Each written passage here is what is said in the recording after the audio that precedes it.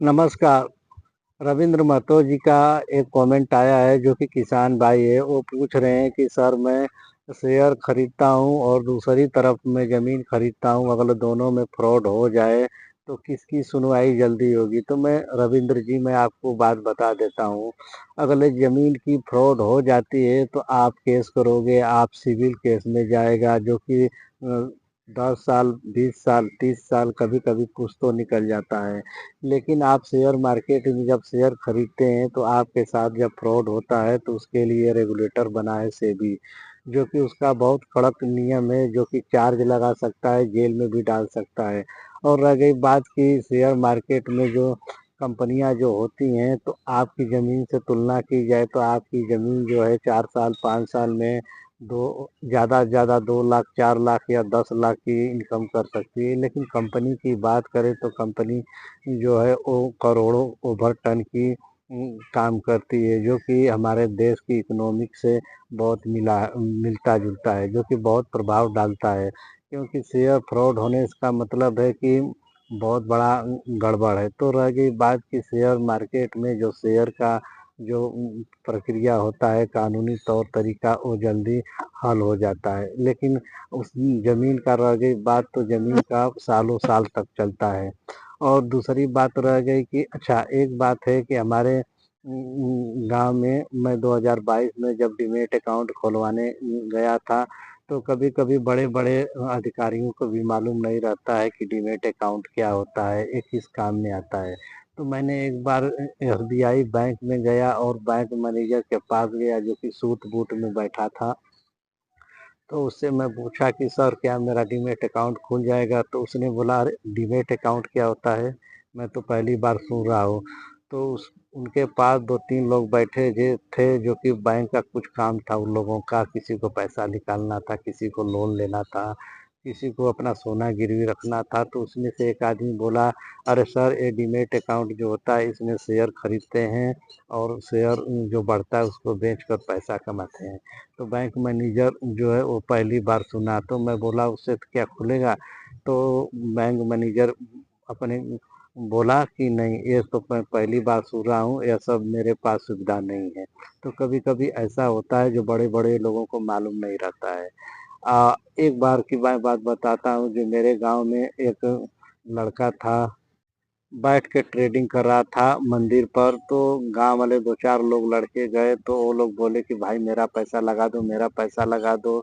तो वो जो लैपटॉप लेकर बैठा था वो ट्रेडिंग कर रहा था, पर रही बात कि वो जिद करने लगे सब लोग, तो उन लोगों का पैसा लेकर अपना ट्रेडिंग करने लगा, जो कि सेबी गाइडलाइन के हिसाब से ऐसा करना नहीं चाहिए। अगर 10 लोगों का आप पैसा लेकर आप ट्रेडिंग कर रहे हो, इन्वेस्टिंग कर रहे हो, तो उसके लिए आपको से रेगुलेटर से आपको लेना पड़ेगा लाइसेंस, तब जाकर आप कुछ कर सकते हैं। तो क्या किया, पहले दिन जो था सब लोग पैसा दिए तो उसका पैसा जो है वो मुनाफा कमाकर सबको दे दिया। तो इसी तरह 2 दिन 3 दिन मुनाफा कमाकर सबको बाँट दिया। लेकिन कुछ दिन 2-3 दिन के बाद जब पैसा उसमें जब डूबने लगा तो उसमें से एक लड़का बहुत ज़िद्दी था जो कि तुरंत फ़ोन कर दिया पुलिस को। तो वहाँ पे पुलिस आ गई, तो पुलिस लैपटॉप जब्त की और लड़के को वहाँ से उठाया ले जाकर जेल में डाल दिया। पर रह गई बात कि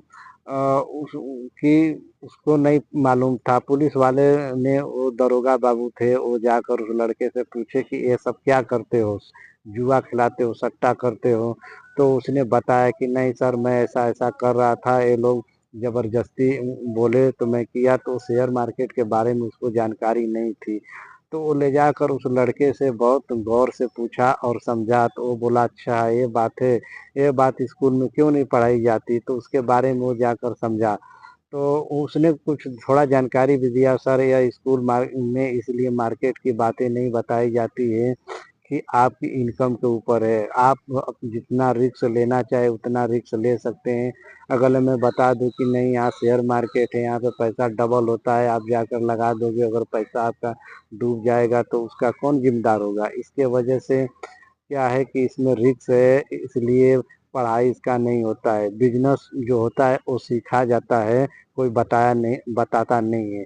हम बिजनेस करना चाहते हैं या आप करना चाहते हैं तो कोई भी काम कर रहे हैं, अगर आपको नॉलेज हो गया है, आपके पास हौसला बुलंद है तो आप उसको जाकर कर सकते हैं अपने बल के ऊपर। तो यही सब बात है, कुछ लोग नहीं जानते हैं कि शेयर मार्केट क्या है। तो मैं गाँव वालों को और लोगों को मैं थोड़ा समझाने की कोशिश करता हूँ कि शेयर मार्केट कोई बड़ी चीज़ नहीं है।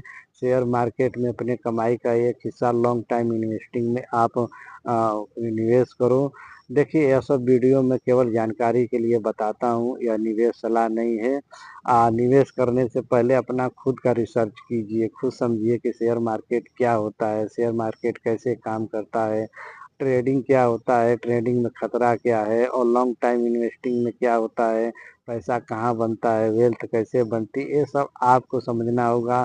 जब समझ में आए तो पैसा आप वहीं लगाओ जो आपको खो जाने के बाद भी मतलब डूब जाए हर तरह से पैसा तो आपको कोई भी रत्ती भर परवाह ना हो। तो ऐसे पैसे लगाकर आप सीखिए। और दूसरी बात रह गई कि आप इन्वेस्ट करना कोई गुनाह नहीं है। अगर आपको अगर तकलीफ पड़ गई तो पैसा कोई देने वाला नहीं है। अगर साइड में आप रखोगे पैसा तो आपको इन्वेस्ट करोगे तो वो काम में आ जाएगा। आजकल बहुत से लोग सोच रहे हैं कि शेयर मार्केट क्या है, इसमें पैसा कैसे बनता है, तो उसको सीखना पड़ता है। देखिए, मैंने शुरुआती दौर में 2015 से मार्केट में को देख रहा हूँ, पर मेरे पास पैसा नहीं था, फिर भी मेरा इंटरेस्ट बहुत था शेयर मार्केट में। मैं सोचा भाई कभी न कभी जीवन ऐसा बदलेगा जो ज़रूर पैसा आएगा और मैं शेयर मार्केट में लगाऊँगा। तो हमने 2022 में जाकर डीमैट अकाउंट खोला, जो कि मैं उसका प्रक्रिया आपको बताया कि मैं सबसे पहले मैं गया एसबीआई बैंक में, तो उसका जो बात हो चुकी है। तो ऐसे होता है और लॉन्ग टाइम का विजन बनाएंगे तो पैसा जरूर बनेगा। तो बहुत से ऐसे लोग हैं जिनके पास पैसा बहुत है, बहुत अरबों खरबों रुपया है, लेकिन वो लोग इन्वेस्टिंग के बारे में नहीं जानते हैं। वही लोग लास्ट में जाकर बहुत पछताते हैं कि काश मैं भी इन्वेस्ट करता, जब उन लोगों को थोड़ा जानकारी हो जाता है। तो यहीं तक रखने देते हैं, यही बात थी। रविंद्र जी, आप तो समझ गए हैं कि डीमैट अकाउंट में जो शेयर फ्रॉड होता है या ज़मीन का जो फ्रॉड होता है तो उसका प्रक्रिया में किसका सबसे पहले सुनवाई होती। तो देखिए, आपको यह वीडियो अगर पसंद आई होगी तो इसको आप लाइक करिए, शेयर कीजिए और सब्सक्राइब कीजिए। और आप सवाल ज़रूर पूछिए जो कि मैं उसका जवाब देने का हर वक्त प्रयास करूँगा। तब तक के लिए नमस्कार।